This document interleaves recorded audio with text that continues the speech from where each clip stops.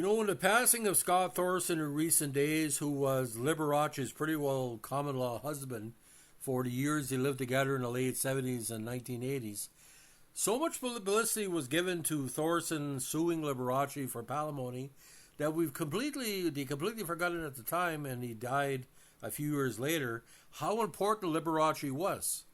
There would be no Elvis were it not for Liberace. There would be no popularity of Frank Sinatra. He was the ultimate entertainer.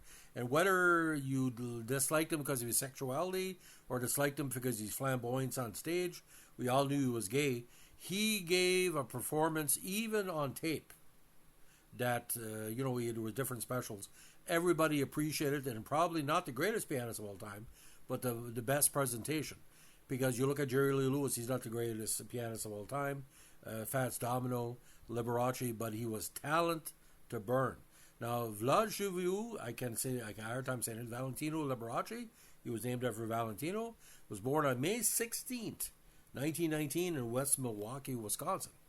He was, again, a pianist, singer, and actor.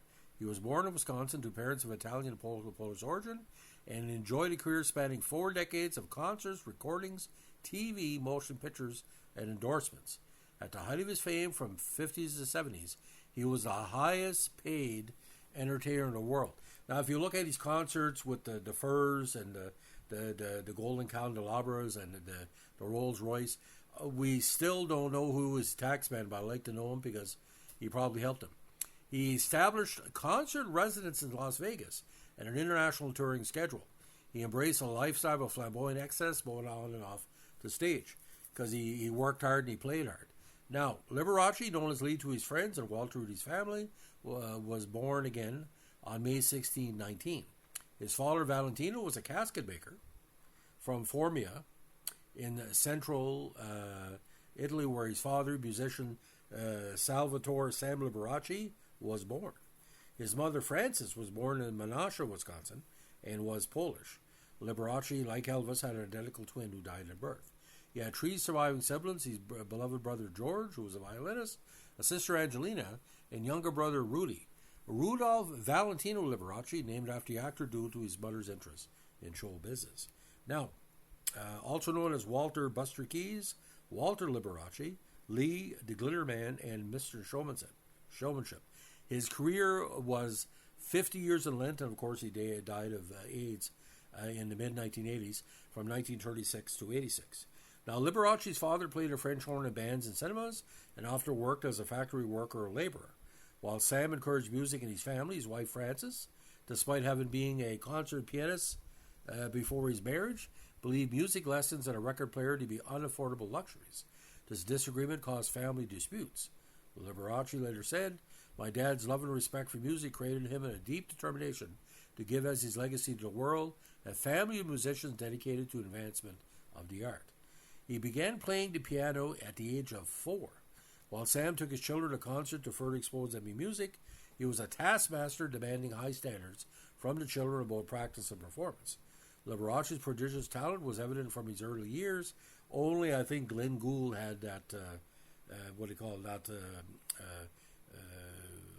esprit de corps, or what he called the genius of it, but he was a genius on the keys.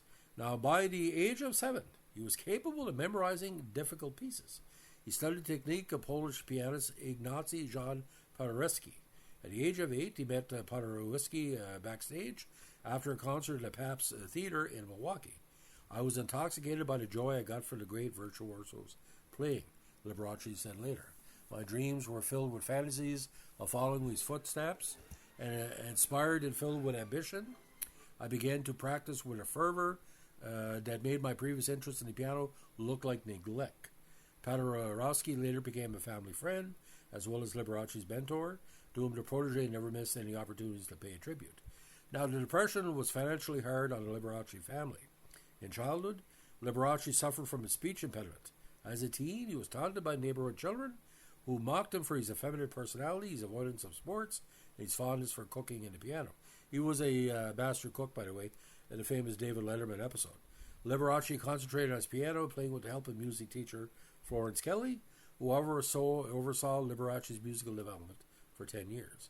He gained experience playing popular music in theaters, on local radio for dancing classes, for clubs, and for weddings. In 1934, he played jazz piano with a school group named the Mixers, and later with other groups. And Liberace talked about this many, many times, including Canadian TV. He performed in cabarets and strip clubs. Although Sam and Frances did not approve, their son was earning a living during hard times. For a while, Liberace adopted the stage name Walter Buster Keys. He showed an interest in draftsmanship, design, and painting, and he became a fastidious dresser and follower of fashion, like a dandy. Now, this time he was displaying a penchant for turning eccentricities into attention-getting practices, and he earned popularity at school despite some making him an object of ridicule. But he said he made fun of me, but I laughed all the way to the bank. Now, a participant in a former classical music competition in 1937, Liberace was praised for his flair and showmanship. At the end of a traditional classical concert in La Crosse, Wisconsin in 1939, Liberace played his first requested encore, the popular comedy song Three Little Fishies. He later stated that he played a popular tune in the styles of several different classical composers. The 20-year-old played with the Chicago Symphony Orchestra in 1940 at the Pabst Theater in Milwaukee, performing Liszt's second piano concerto under the baton of Hans Lange, which received strong reviews. He also toured in the Midwest. Now, from 1942 to 1944, Liberace moved from straight classical performance and reinvented his act to one featuring pop with a bit of classics, or as he called it, classical music with the boring parts left out. In the early 40s, he struggled in New York City, but by the mid and late 40s, he was performing in nightclubs in major cities around the States and gained national exposure through through his performance contracts with Statler and Radisson hotel chains, largely abandoning classical music. He changed from a classical pianist to an entertainer and showman, unpredictably and whimsically mixing the serious with light fare, including like with Chopin with Home on the Range. So he would take classical composers and mix it with pop standards. And he was well known for his lift playing style. When I say lift, he would bang and bang. It was almost like you see like a painter, like wax on, wax off. I know it's kind of weird, but it was like he's painting a fence. It was enormous. I first saw Liberace when I was 4 years old. I said to myself, Jesus Christ, this guy's talented. I knew it was a fruit, but holy God, I mean, who cares? You know, every second with Liberace was like $1 million performance. Now, he played piano at one time with a phonograph on stage. The gimmick helped gain him attention. He had interaction with his audience, taking requests, talking with patrons, making jokes, giving lessons to chosen audience members, which kind of mimicked his Las Vegas residency. He began to pay greater attention to such details as staging, lighting, and presentation. Now, this is weird. There was a very, very important stage designer for various bands in Canada that used to play Olympic Stadium. He would rip off Liberace's style of making the stage more accessible or more important from the concert. Now, the transformation to entertainer was driven by Liberace's desire to connect directly with his audiences, and secondly, from the reality of the difficult top-flight competition in the classical piano world. In 1943, he began to appear in Soundies, the 740s precursor to music videos. He recreated two flashy numbers from his nightclub act, the Sanders Taggart Rag and 12th Street Rag. In these films, he was billed as Walter Liberace. Both Soundies later were released on home movie market by Castle Films. In 1944, he made his first appearances at Las Vegas, which later became his principal venue. He was playing at the best clubs, finally appearing at the Persian Room in 1945, and Variety wrote, he looks like a cross between Cary Grant and Robert Alda, who was the father, of course, of Alan Alda. He had an effective manner, attractive hands, which he spotlights properly, and withal rings the bell in a dramatically lighted, well-presented, showmanly routine. He would appeal mostly to the over 60 gray-haired crowd. He would snowball into box office. The Chicago Times was similarly impressed. He made like Chopin 1 minute and then turns on a Chico Marx bet the next. Now, during this time, Liberace worked to refine his act. He added his noted candelabra as his trademark, inspired by a similar prop and a Chopin biopic, A Song to Remember. He adopted Liberace as his stage name, making a point in press releases that it was pronounced Liberace.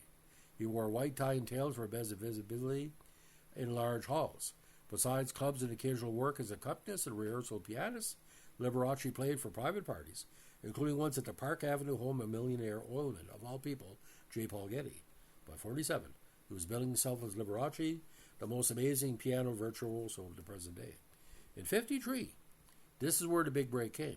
He signed with Louis Snyder, a California theater owner and TV producer, whose telescriptions, short film clips used as fillers on local stations across the country. Liberace was replacing Corla Pandit, who parted ways with Snyder due to contract dispute. According to Eric Christensen, the filmmaker who made Pandit's biopic, Liberace used the same sets and took credit for his staring into the camera and breaking that wall. He felt like Liberace stole his soul.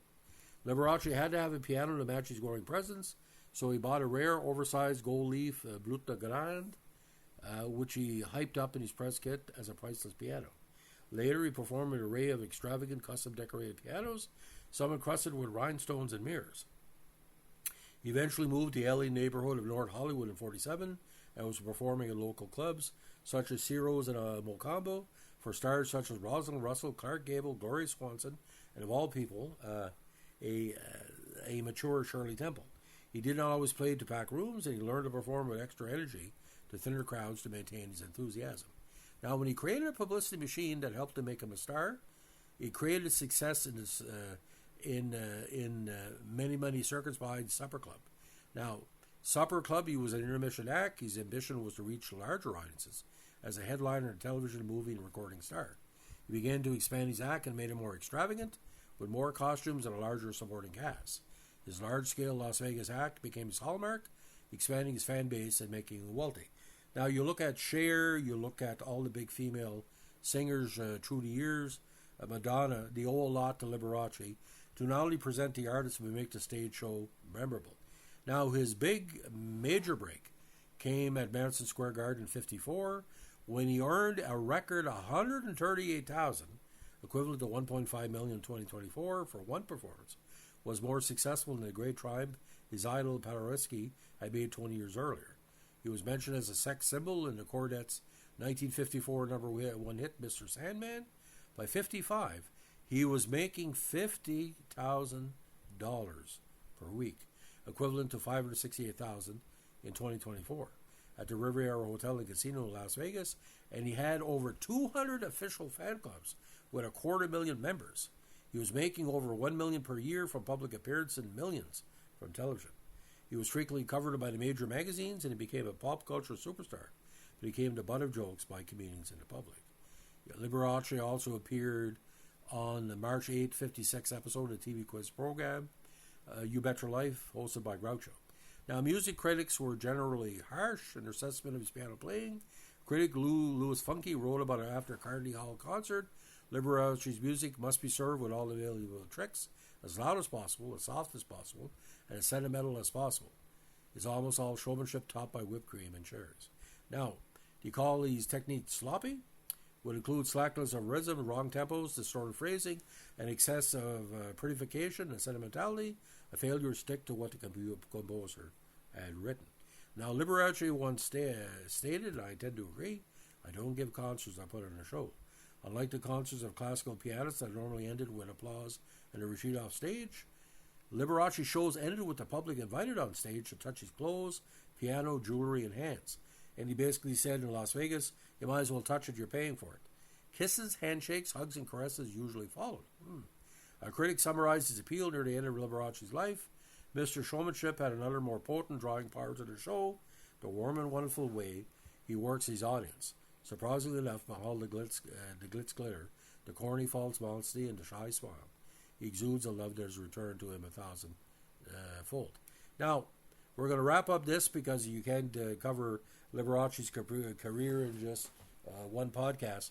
So we're going to give you a little bit of details of his next level of his success, and we're going to do probably an important update of the last years of his career because I think it's important to note what he went through. Now, he mostly bypassed radio before trying a TV career, thinking radio unsuitable given his act's dependence on the visual. Despite his enthusiasm about the possibilities of TV, he was disappointed at his early guest appearances on The Kate Smith Show and Dumont's Cavalcade of Stars with Jackie Gleason. He was particularly displeased with the frantic camera work and his short appearance time. He soon wanted his own show where he could control his presentation as he did with his club shows.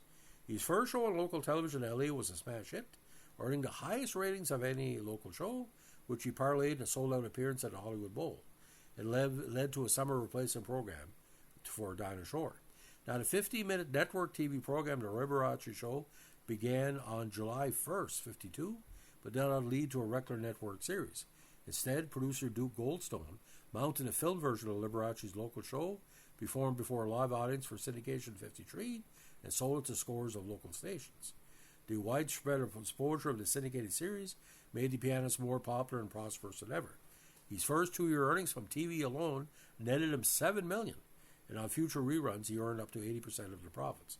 Now, he learned early to add schmaltz to his TV show and cater to taste of the mass audience by joking and chatting to the camera as if performing in the viewer's own living room. It has to be seen to be believed because it was like kind of kinescope, but like literally he was trying to perform live. He used dramatic lighting, split images, costume changes, and exaggerated hand movements to create visual interest. These television performances featured enthusiasm and humor. Now, Liberace employed ritualistic domesticity used by such early TV greats as Jack Benny and Lucille Ball. His brother George often appeared as a guest violinist and orchestra director. His mother was usually the front door of the audience, with brother Rudy and sister Angelina often mentioned to lend an air of family. Liberace began each show in the same way, then mixed production numbers with chat, and signed off each broadcast softly singing, "I'll be seeing you," which he made his theme song. His musical selections were broad, including classic show tunes, film melodies, Latin rhythms, ethnic song, and boogie-woogie. Now, ironically, Mike Douglas and John Davidson, of their shows, kind of ripped off that opening song, even Kelly Clarkson. So you see the Kelly Clarkson show, a lot of that owes to Liberace's presentation because, it's a direct approach to drawing the audience. The show was so popular with the mostly female TV audience. He drew over 30 million viewers at any one time and received 10,000 fan letters per week. His show was one of the early ones to be shown on British commercial TV in the 50s, which later led to a lawsuit against a British media member for saying, Liberace was gay. It was broadcast on Sunday afternoons on Associated TV, owned by Lou Grade. This exposure gave Liberace a dedicated following in the UK. Gay men found him appealing. Darden Asprey Pyron wrote, Liberace was the first gay person Elton John had ever seen on television, and he became his hero. And ironically, SCTV did a skit, a Christmas special, Liberace's Christmas special, with Dave Thomas playing Liberace and Rick Moranis playing Elton. Has to be seen to believe. Now, in 1956, Liberace had his first international engagement playing in Cuba. He followed a European tour, and he, as a devout Catholic, he considered his meeting with Pope Pius XII a highlight of his life. In 1960, Liberace performed at the London Palladium with Nat King Cole and Sammy Davis Jr. It was the first televised command performance, now known at the Royal Variety Performance for Queen Elizabeth II. Now, because of his performances in Britain, he got a little bit of backlash. This is what we're last going to talk about until the next podcast. On July 1957, hours after Liberace gave a deposition his $25 million libel suit against Confidential magazine, two masked intruders attacked his mother in the garage of Liberace's home in Sherman Oaks. She was beaten and kicked, but her heavy corset may have protected her from being badly injured. He was not informed about the assault, and he finished his midnight show at the Moulin Rouge nightclub. Guards were hired to watch over Liberace's house and the houses of his two brothers. Now, the live shows later on, after the big tour, according to estimates, he was earning $300,000 a week in Las Vegas, and but his later television work, of course, everything from Ed Sullivan to the Tennessee Ernie Ford show, person to person, but he was starting to fall away a little bit by the time of the rise of Elvis and everything like that. Now, he always was trying to do different mediums. He did TV for a while, then he did movies. But I think Liberace's overall, persona, it's what he did, ladies and gentlemen, was to normalize, not say gayness, because we all knew he was gay. That's not the point. The flamboyance, the creativity of the performance, and that's what Liberace was known for. You look at comedians, you look at different people. He used every medium to his advantage. But the fact is, he laughed all the way to the bank because the women that followed him in the 50s followed him to Vegas because it's hard to explain. Liberace was not threatening. Liberace was sort of like their gay son or gay grandson or gay nephew or gay cousin. He was acceptable. Nobody talked about his sexuality. And that's a total freak out. All the different rumors and stuff is none of my business because, I don't think a heterosexual should ever tell a homosexual how to behave and vice versa. If you're not hurting children, it's none of my business what you do. But like I said, when I was a kid, ladies and gentlemen, I always thought Liberace would get hired by the CBC for a summer replacement, even though various networks had him on TV. I think the biggest mistake CBC never did was not ask Anne Murray or Gordon Lightfoot or different people to convince Liberace to do a CBC TV show to be syndicated worldwide, a la the Muppets. Get some British productions and guest stars and stuff. And, it's the thing is, ladies and gentlemen, I miss him. Because, we lost Elvis, we lost Liberace, we lost all the big stars to different things. But he was, like I said, he was the ultimate entertainer. And he can play the piano no matter if you like him or not. So that's the story of a little bit of Liberace's rise, his conquering of TV. If you like what we're doing here with our vintage, podcasts on the dear departed superstars of the 20th century, let us know with a like, comment, subscribe, or share.